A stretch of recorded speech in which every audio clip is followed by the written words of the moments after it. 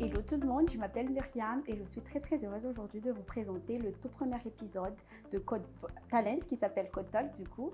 Et pour ce premier épisode, j'ai l'immense plaisir vraiment d'accueillir quelqu'un que j'admire techniquement parlant qu'humainement parlant.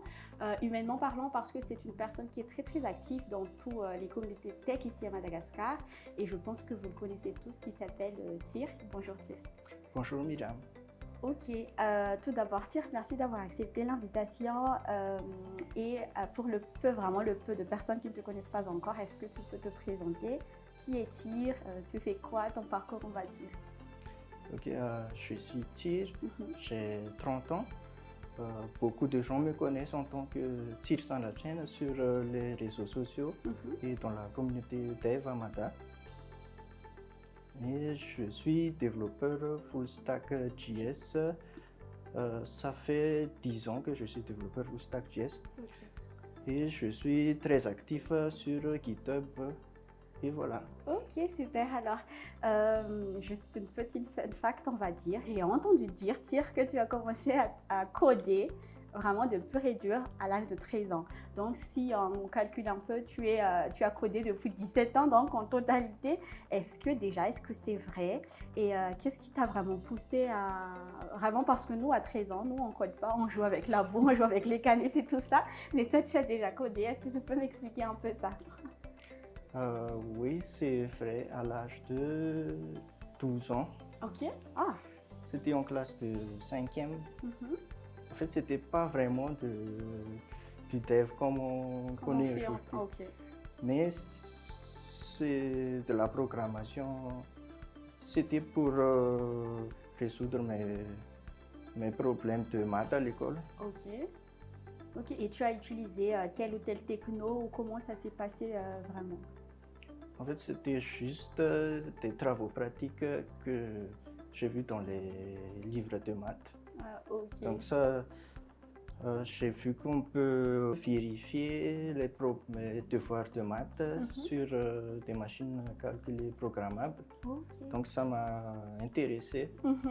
Ah, c'est très malin en tout cas parce que nous à l'époque, on fait tout à la base. Toi, tu as déjà développé en fait des programmes. Et concernant ton parcours académique, est-ce que tu peux un peu nous expliquer après le bac, tu avais fait quoi? Et dans le 10 ans, ça aussi, ça va être le parcours professionnel, mais en 10 ans, dans le monde informatique, tu avais été toujours développeur JS Full Stack ou comment ça s'est passé, le roadmap, on va dire, depuis le bac?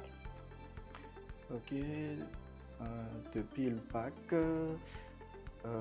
j'ai étudié en 4. Je n'ai pas fait du tout d'études en informatique, mais en mathématiques. D'accord. J'ai fait 2 années. J'ai arrêté en 2e année en mathématiques. C'était en 2015. J'ai arrêté parce que je trouvais que c'est très abstrait. Ok. Et comme je faisais toujours de la programmation à côté, j'ai commencé à rechercher du travail. Et j'aimerais savoir, est-ce que ça t'a vraiment aidé? Enfin, je sais que ça aide, mais dans le monde où tu as vraiment basculé en développement, est-ce que le fait d'avoir eu 2 ans en mathématiques, ça t'a vraiment aidé, on va dire? Oui, ça m'a beaucoup influencé côté professionnel sur mon travail parce que en mathématiques, il y avait beaucoup de théorèmes, de formules, de théorèmes qu'il faut se souvenir. Et en passant par l'informatique, l'équivalent, c'était beaucoup de documentation. Donc c'était facile de basculer vers l'informatique. De toute façon aussi, ça t'a aidé dans tout ce qui est logique, je pense, et en informatique, on parle souvent de logique. Maintenant, tiens, j'ai une question qui concerne plutôt les recruteurs comme nous que les devs, et ça parle, je pense que tous les recruteurs qui regardent ont aussi besoin de savoir la réponse. Nous, quand on parle de dev senior, on parle plutôt des années d'expérience, donc à partir de 5 ans d'expérience, on peut qualifier de dev senior, on va dire. Et pour toi, techniquement parlant, qu'est-ce qui définit un dev senior? Parce qu'il se peut qu'on se trompe totalement de route, oui. Et voilà, c'est la question que j'aimerais savoir en fait. En fait, pour moi, dev senior, c'est pas seulement basé sur les années d'expérience, mais c'est la façon de penser et de résoudre les problèmes. Un dev junior peut trouver une solution immédiate, mais un dev senior va toujours penser aux solutions à long terme, à l'évolutivité et à la maintenance de la solution. Ah d'accord, c'est plutôt, on va dire, scalabilité, c'est ça le terme, non? Ouais. C'est plutôt la scalabilité en fait. Donc, techniquement parlant, on va dire, c'est la qualité de code qui fait qu'un dev est un dev senior. Ok. Et concernant aussi, en dev, on parle tout le temps de hard skills, très peu de soft skills. Et ça, en fait, je pense que je vois beaucoup durant les entretiens. Côté communication, pour toi personnellement, qu'est-ce que tu as fait pour avoir une telle façon de communiquer, c'est-à-dire d'avoir une balance entre hard skills et soft skills, on va dire. Ouais. Ouais, en tant que la partie soft skills,